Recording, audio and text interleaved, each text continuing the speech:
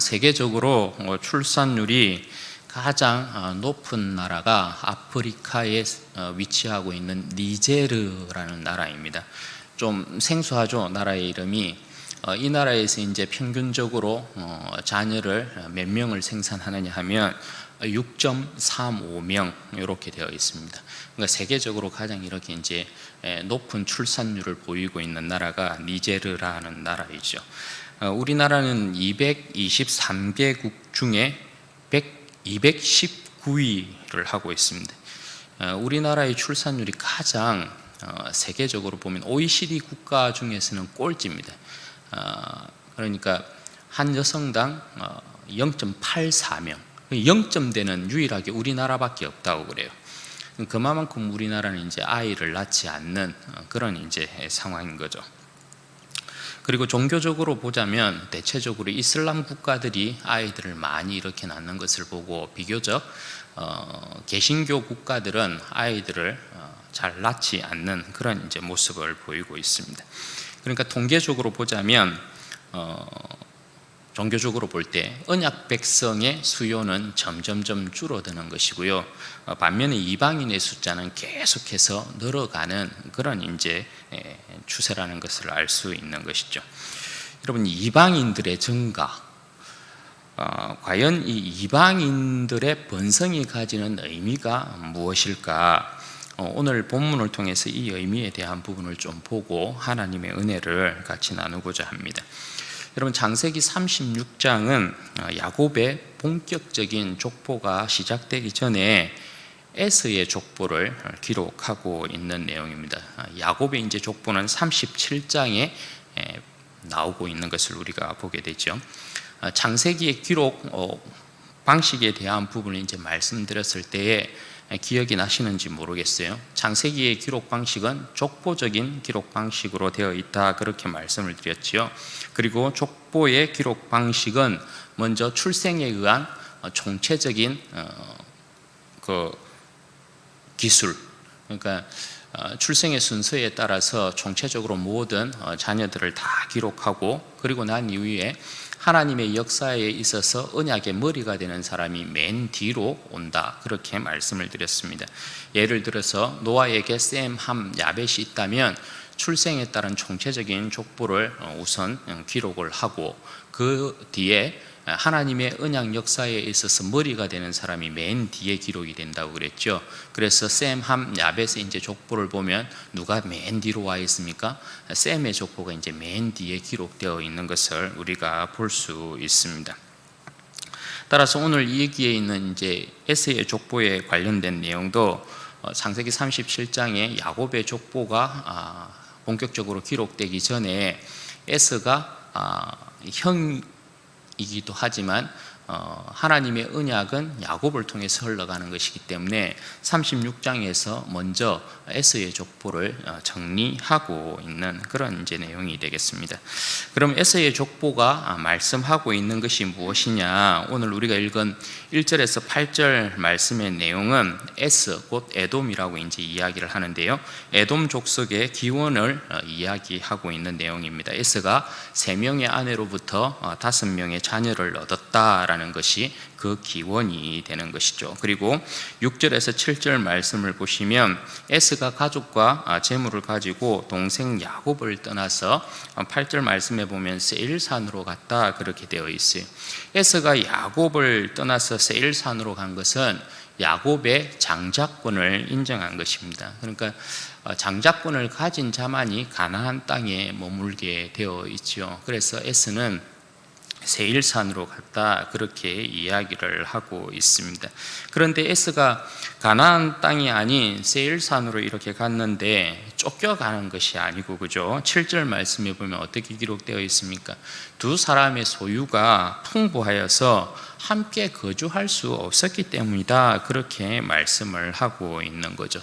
여러분, 이것이 말씀하는 바가 무엇이겠습니까? 비록 에서가 장자권을 야곱에게 넘겼어도 에서 역시 누구의 아들이에요? 이삭의 아들이라는 것을 알 수 있죠. 그리고 이삭의 아들이면 아브라함의 후손이기 때문에 에서 역시도 아브라함의 복에 참여하고 있다라는 것을 말하고 있는 것입니다. 이미 하나님께서 그들이 복중에 있을 때에 두 국민이 있다, 그렇게 이삭에게 말씀했던 것을 우리가 창세기 25장에 확인할 수 있죠.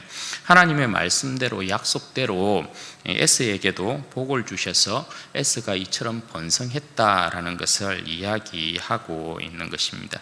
그리고 에스가 가나안 땅을 떠나 얻은 곳이 20절에서 30절에 나오는데요, 세일 자손이 있는 세일 땅이다, 그렇게 이야기를 하고 있습니다. 그런데 여러분, 여기에서 이제 우리가 성경을 좀 유심히 읽어본 사람들이라면 궁금할 수밖에 없는 이유가 궁금하게 이제 여길 수밖에 없는 것이 이제 하나가 나오죠.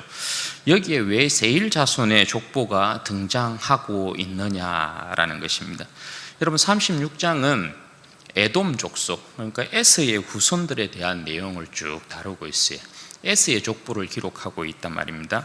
9절에서 14절의 내용은 에스의 자손들의 이름을 쭉 기록하고 있는 것을 볼 수 있고, 15절에서 19절은 족장들의 이름이 쭉 기록이 되어 있습니다. 그리고 31절에서부터 39절까지는 모세 당시까지의 이 에돔을 다스렸던 왕들이 쭉 소개되고 있어요. 그리고 40절에서 43절까지는 종족과 거처에 따른 족장의 이름이 기록되어 있어요. 모두 에스 후손에 관련된 내용이에요. 그런데 왜 20절에서 30절의 말씀에 보면 느닷없이 호리 족속 세일 자손의 족보가 등장하고 있느냐라는 것이에요. 여러분, 이게 내용에 보면 이들도 그냥 에스의 자손인 줄 알고 여러분 쭉 이렇게 보셨죠. 그런데 이들은 원래 에스의 자손들이 아닙니다. 분명히 이야기하잖아요. 호리 족속, 세일의 자손, 이렇게 되어 있단 말입니다. 그러니까 이들은 지금 에스의 자손을 이야기하고 있는 가운데, 쏙 가운데 이렇게 들어와 있는 그런 이제 형태인 것입니다. 그런데 이 사람들의 족보가 역대상 1장에도 보면 다시 등장하고 있는 것을 우리가 확인할 수 있어요. 그럼 여러분, 이것은 무엇을 이야기하느냐 하면, 여러분, 에스가 세일로 갔다고 했지 않습니까? 에스가 세일로 가서 이 세일 자손들을 정복한 것입니다. 그리고 이 세일 자손들을 어떻게 해요? 그 자손들로 편입을 시킨 그런 이제 내용을 여기에서 이야기하고 있는 것입니다. 왜냐하면 이 에스 자손이 세일 산을 기업으로 얻고 있기 때문에 그런 것입니다. 그래서 이 세일 자손이 에스로 말미암아 아브라함의 복에 참여하게 되고 있는 그런 이제 상황을 여기에서 말씀해 주고 있는 것이죠. 그리고 이제 31절 말씀에 보면 이스라엘 자손은 그들을 다스리는 이제 왕이 있기 전에 이미 이 에서 자손들 같은 경우는 왕정 정치가 시작되고 있었다라는 것을 이야기해요. 이건 무엇을 이야기하냐 하면 그만큼 이들이 번성하고 발전했다라는 것을 알 수가 있는 거죠. 이들이 비록 야곱에게 속하여서 가나안 땅을 기업으로 얻지는 못했지만 하나님께서 이들을 훨씬 더 번성시켰다라는 것을 알 수 있는 거죠. 왜냐하면 이들도 아브라함의 자손들이기 때문에 그래요. 비록 가나안 땅을 상속받고 있는 것은 아니지만 이후에 이들도 뭐예요? 온전한 아브라함의 복에 참여하게 되는 그 영광을 얻게 될 것을 여기에서 이제 이야기하고 있는 것입니다. 이들은 지금 아브라함의 자손이지만 사실은 뭡니까? 뭔가 이렇게 이제 좀 소외되고 있는 그러한 이제 형태인 거죠. 왜냐하면 온전한 아브라함의 복에 참여하고 있는 것은 아니거든요. 온전한 아브라함의 복은 야곱이 누리는 거거든요. 가나안 땅을 야곱이 차지하는 것이기 때문에 그래요. 아브라함에게도 여러분 두 아들이 있었지 않습니까? 이스마엘과 이삭이었죠. 그런데 이스마엘은 동쪽으로 이렇게 움직이게 되거든요. 그리고 가나안 땅은 이삭이 상속한단 말입니다. 그리고 이삭의 두 아들 에스와 야곱이 있는데 오늘 말씀처럼 에스는 이삭의 아들이라도 여러분 어떻게 돼요? 세일로 이렇게 가게 되고 가나안 땅은 야곱이 차지하게 되는 그런 이제 모습이죠. 그러니까 아브라함의 자손이고 아브라함의 복에 참여하고 있지만 완전한 아브라함의 복에 참여하고 있는 모습은 아닌 그런 이제 모습을 여기에서 말씀해 주고 있어요. 그럼 여러분, 하나님께서 택하신 백성이 아닌 이방인을 번성시키는 이유가 뭐냐? 그건 여러분 이유가 딱 하나예요. 이방인들도 때가 되면 모두가 차별 없는 아브라함의 복에 참여하게 될 것이다 라는 것을 말씀하려고 하는 것이죠. 그것이 아니면 이방인의 여러분 번성은 아무런 의미가 없습니다. 이방인의 번성은 아브라함의 복에 참여하게 되어지는 복을 누리지 못할 것 같으면 그야말로 저주받은 번성일 뿐이다라는 것이죠. 이방인의 문명이 아무리 발전하고 기술이 발달해도 여러분 지축 한번 흔들어 버리면 여러분 어떻게 됩니까? 지축을 한번 흔들면 전부 다 무너지거나 전부 다 삼켜지거나 사라지거나 그렇게 되죠. 아무리 여러분 세상에서 자신의 위용을 뽐내고 자신의 어떤 우월함을 자랑하고 해봤자 죽음 앞에서는 아무것도 아닌 것을 보게 되고, 역사를 주관하시는 하나님 앞에 교만한 그 어떤 인간도 제국도 여러분 온전하지 못하였다라는 것을 우리가 역사를 통해서 보게 되죠. 그러니까 이방인의 유일한 소망도 여러분 뭡니까? 이방인이 아무리 이 땅 가운데에서 떵떵거리고 자신만만해도 전부 다 죽음 앞에 있어요. 그러니까 이방인들에게도 사실은 저들은 깨닫고 있지 못하지만 이방인에게도 유일한 소망은 뭐예요?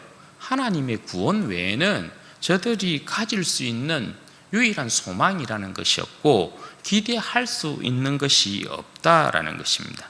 그렇다면 여러분, 하나님께서 온 천하 만민을 아브라함의 복에 참여시키는 이 위대한 일을 여러분 어떻게 이루십니까? 제가 말씀드렸다시피 구약에서 잠깐 이 역사가 이루어진 때가 언제냐 하면 솔로몬 시대예요. 솔로몬 시대의 모든 이방인들이 솔로몬의 지혜 앞에 이렇게 무릎 꿇음으로 말미암아서 그때 제사장인 나라인 솔로몬이 이스라엘 백성을 통하여서 이방이 하나님께로 돌아오게 되어지는, 그때도 여러분 그럼에도 불구하고 뭐예요? 이방은 하나님께서 자정하신 가나안 땅에 거할 수는 없었던 것이죠. 그런 이제 차별이 있었던 것이에요. 그런데 여러분, 온 천하 만민을 아브라함의 복에 참여시키는 하나님의 여러분 그 위대한 방법, 하나님께서 이제 모든 만민을 차별 없는 아브라함의 복에 이제 참여시키거든요. 그 역사가 여러분 뭡니까? 예수 그리스도의 십자가인 것이에요.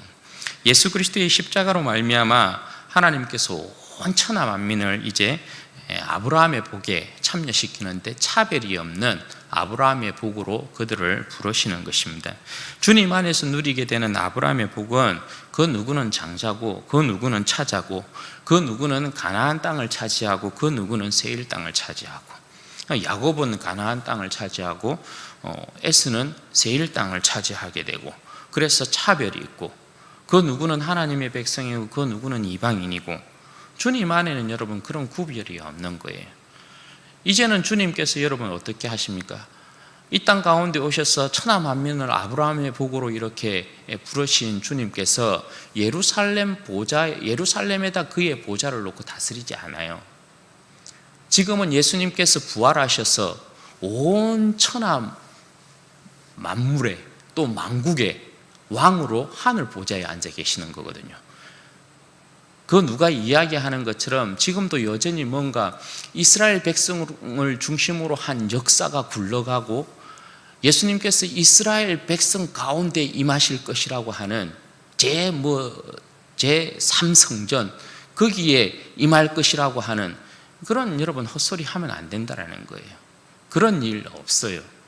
예수 그리스도 안에서는 차별이 없는 의로 하나님께서 모든 백성을 부른 거예요. 예수님이 오기 전에는 유대인들이 가지는 민족적인 탁월한 위치가 있었거든요. 그런데 예수님이 오고 난 이후에는 그런 탁월함이 이제 차별을 두지 않는단 말입니다. 유대인이나 이방인이나 할 것 없이 모두가 뭡니까? 하나님의 친백성이에요. 모두가 하나님의 친자녀들로 삼는 것이죠.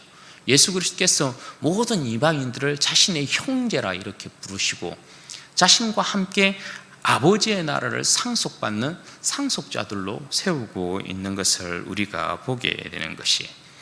여러분, 우리가 이방인으로서 하나님의 자녀가 되고 하나님의 나라를 상속하게 되었어요. 누구 때문에요? 예수님 때문에요. 예수님이 아니었으면 우리는 절대 이 영광에 참여할 수 없어요. 예수님의 은혜가 아니었으면 우리는 이 세상에 존재하는 것 자체가 의미 없는 사람이 되었을 것이에요. 예수님이 없는 세계는 여러분 보십시오. 끝이 어떻게 나게 되어 있어요? 예수님이 없는 세상은 전부 다 지옥으로 떨어집니다. 그 끝이 전부 다 죽음의 지옥불입니다. 그러니까 이방인의 번성이라는 것 자체가, 이방인의 존재 자체가 의미가 없게 돼요. 그런데 예수님 때문에 우리도 이방인이었잖아요. 그런 우리가 예수님 때문에 존재 자체가 의미 있는 자가 되었다고요. 어떻게 의미 있는 자가 되었어요? 하나님의 자녀, 하나님 나라의 상속자, 그런 의미 있는 자가 되었다라는 것이에요. 여러분, 우리가 예수님을 통해서 사실은 아무 의미 없는 자가 되었다가 한순간에 여러분 어떻게 된 거예요? 하나님의 자녀가 되면서 하나님의 족보의 기재가 되어버린 거예요. 하나님의 족보에. 마태복음에 보면 족보에 대한 내용이 여러분 나오잖아요. 누가 아브라함이 이삭을 낳고 이삭이 야곱을 낳고 쫙 14대씩 이렇게 끊어가면서 쫙쫙쫙 이야기하는데 예수님 밑으로 자녀가 있어요, 없어요? 예수님 밑으로 자녀가 있지 않아요. 원래 유대인은 혈통을 중심으로 한 가계이기 때문에 누가 누구를 낳고 누가 누구를 낳고 이게 계속해서 이어져야 돼요. 요셉이 여러분 예수님을 낳았으면 예수님도 그 밑에 혈통이 중심이 되었으면 여러분 뭐예요? 그 밑에 자녀가 나와야 된다고요. 그런데 자녀를 기록하지 않아요. 왜? 예수님 아래로는 전부 다 이제 어떤 세계가 열린 거예요? 혈통으로 말미암는 족보에 오르는 것이 아니고 믿음으로 말미암아 전부 하나님의 백성, 하나님의 자녀가 되기 때문에 그런 것이죠. 그러니까 예수님 밑으로는 자녀가 없다고요. 우리가 예수님의 그 십자가의 은혜 때문에 뭐예요? 하나님의 족보에 오르게 되어지는, 하나님의 가계에 오르게 되어지는 그런 복된 인생으로 변화되었다는 것입니다. 예수님이 아니었으면 그냥 우리는 헛되고 헛된 그런 인생으로 살다가 그냥 지옥으로 떨어졌을 그런 인생인데, 주님 안에서 여러분 우리는 존재 자체가 의미가 되어 있는 그런 인생으로 우리는 살아가는 것입니다. 제가 가만히 이제 이런 내용을 가지고 묵상을 이렇게 하는데, 묵상을 하면서 이 한 세상을 사는 의미가 도대체 뭘까? 한 인생이 이 세상을 살아간다라는 의미가 도대체 뭔가? 그런 이제 생각을 하게 되더라고요. 결국 여러분 우리는 한 세상 살다가 합니다. 우리에게 주어진 한 세상 살다가요. 그런데 여러분 이 한 세상을 어떻게 사느냐에 대한 문제가 참 중요하게 와닿았어요. 우리는 이래도 저래도 한 세상을 살다 가게 되거든요. 그럼 이 세상은 여러분 어떤 세상입니까? 하나님께서 그의 형상과 모양대로 창조한 인간을 위해서 만들어 놓은 영광의 무대란 말입니다. 하나님께서 이 세상을 영광의 무대로 딱 장식하시고 우리를 그 위에 딱 올렸어요. 우리를. 그러니까 제가 여러분 24시간이라는 동일한 시간이 우리 각자에게 주어지지만 시간의 활용을 따라서 여러분의 삶의 위치는 전부 다 달라요. 제가 24시간을 가지고 제가 머무는 공간에서 제가 쓰는 시간과 여러분들이 24시간을 가지고 여러분들이 머무는 자리에서 여러분들이 쓰는 시간하고 달라요. 역사가 다르게 흐른단 말입니다. 저는 제가 머무는 공간 가운데서 제 역사를 써가는 거고요. 여러분은 여러분의 머무는 공간에서 여러분의 역사를 써내려가는 거예요. 그런데 중요한 건 여러분 뭘까요? 나에게 주어진 24시간이라는 시간, 나의 한 인생, 이것을 가지고 우리는 어쨌든 하나님께서 창조하신 이 창조 세계의 공간에 머물러요. 거기에서 내 인생을 어떻게 멋지게 하나님께 올려드릴 수 있을까? 하나님께서 만드신 이 창조의 세계에서 내 인생을 어떻게 하나님께서 기뻐하는 이 하나님의 영광의 무대에서 멋진 작품을 만들어서 하나님께 올려드릴까? 이게 중요한 것이더라고요. 이게 각자의 삶의 모습이 여러분 다 다릅니다. 그런데 우리가 하나님 앞에 서 있는 인생이라는 것, 하나님께서 우리에게 어떤 재능과 어떤 능력들을 각자에게 주셨는지 몰라요. 하나님께서 어떤 위치에 각자를 세웠는지 알 수 없어요.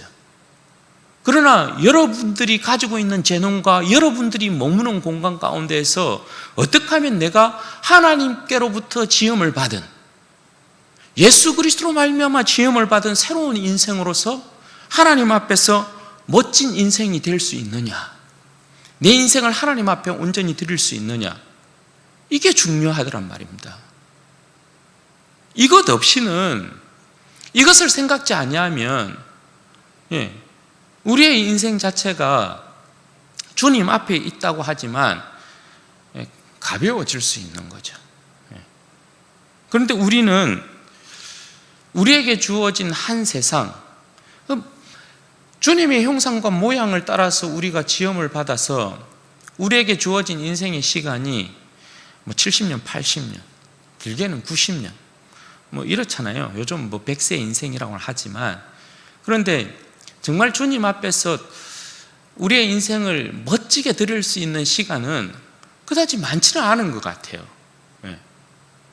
그러면 우리의 주어진 이 시간 가운데서 우리는 어떻게 멋지게 주님 앞에 영광을 돌려드려야 될까? 그 부분을 고민하게 돼요.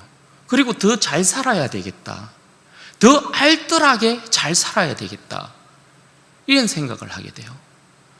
그러면 어떤 모습이 주님 앞에서 가장 내 인생을 복되게, 알뜰하게 주님께서 만드신 이 창조의 세계 가운데서 영광의 작품을 올려드리는 모습으로 살아가는 것인가? 여러분, 그게 뭐겠어요?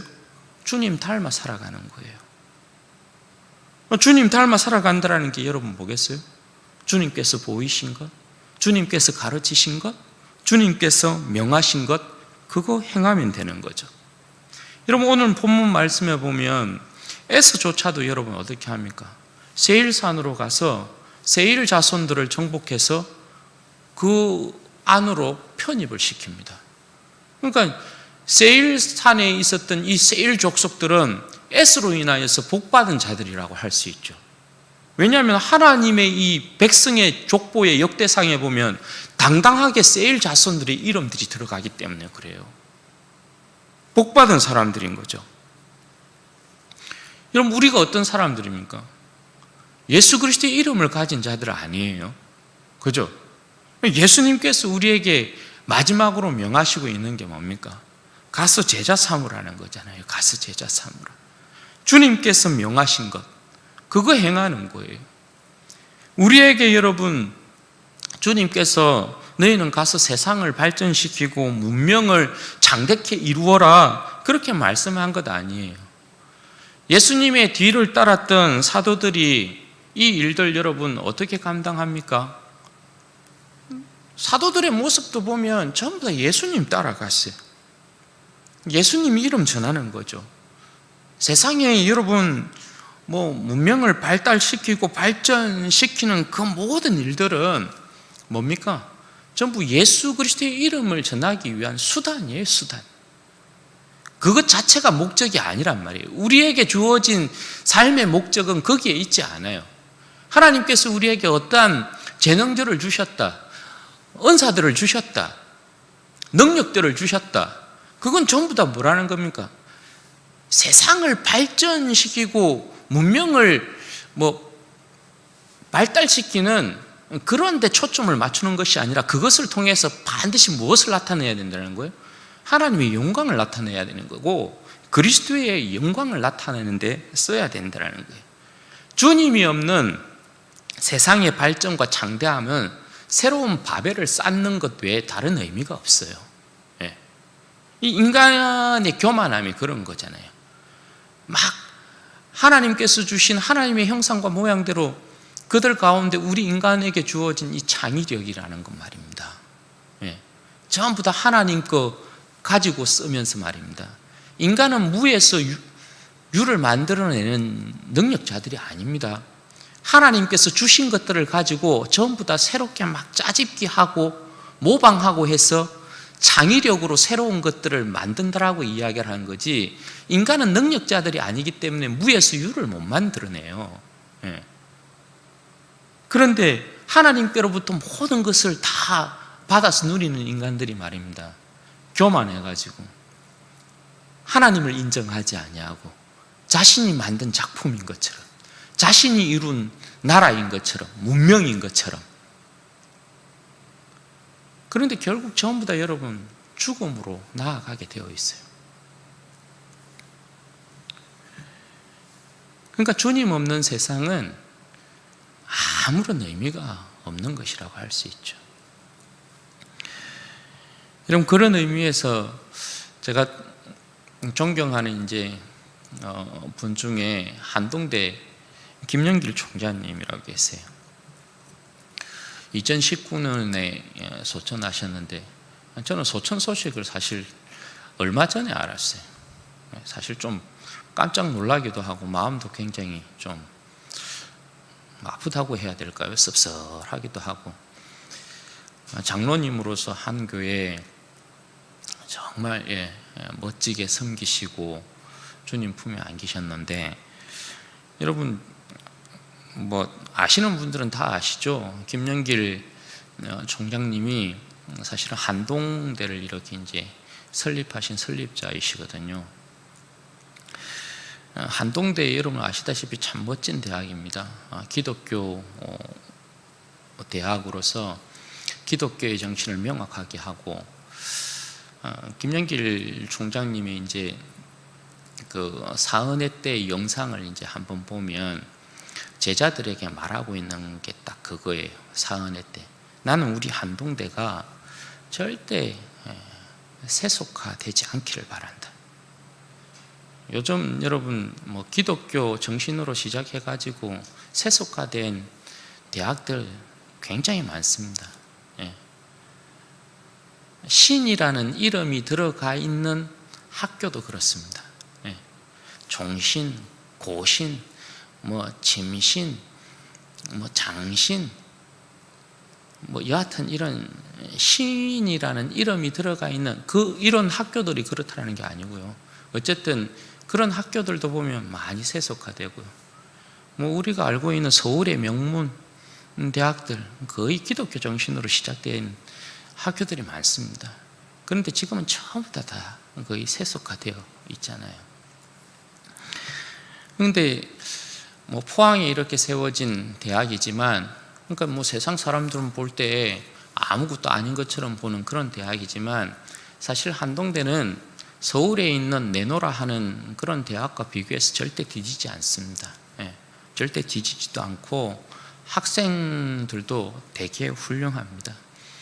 여러분, 그곳에서 수많은 학생들이 복음의 일꾼으로 무장되어서 세상으로 나갑니다. 한 손에는 그들이 가진 전문 지식들, 한 손에는 복음, 이렇게 들고 세상 밖으로 나갑니다. 김영길 총장님의 가르침 가슴에 새기고 세상 곳곳으로 다니면서 자기가 가진 지식과 지혜로 세상 가운데 나아가서 복음의 영광 전하는데 그걸 사용하는 것입니다. 여러분, 한동대 졸업생들 저는 개인적으로 실력이 있다 생각합니다. 사회에서도 그런 부분들을 많이 인정합니다. 이 친구들은 얼마든지 자신의 실력으로 보자면 세상에서 호의호식할 수 있는 능력들과 재능들을 가지고 있습니다.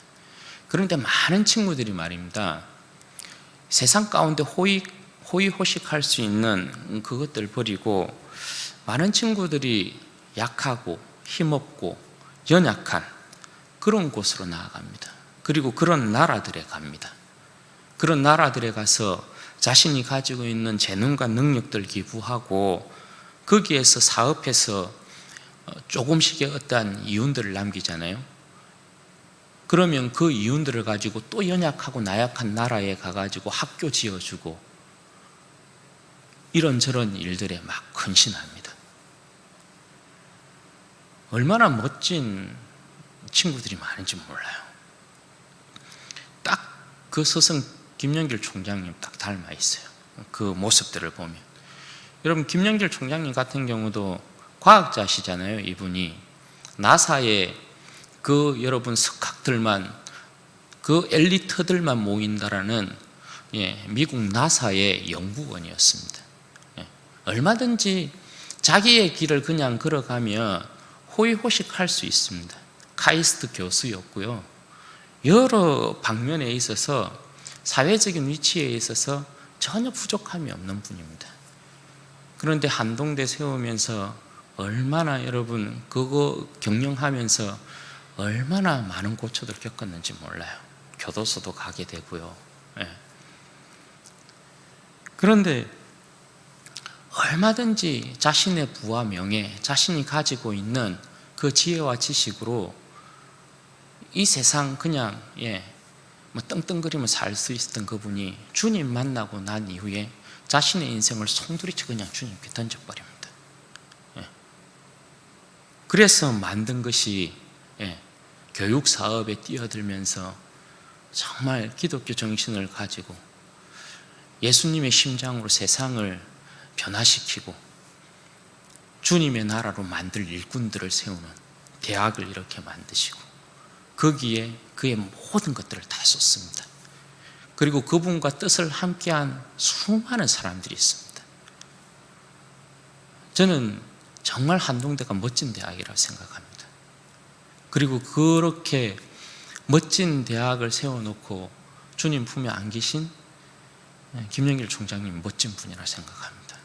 정말 한 세상 주님 만나고 난 이후에 주님의 멋진 그림붓으로 이 멋지게 한 세상 십자가로 이렇게 탁 채색하고 주님 품에 안기신 분이 김영길 총장님이세요.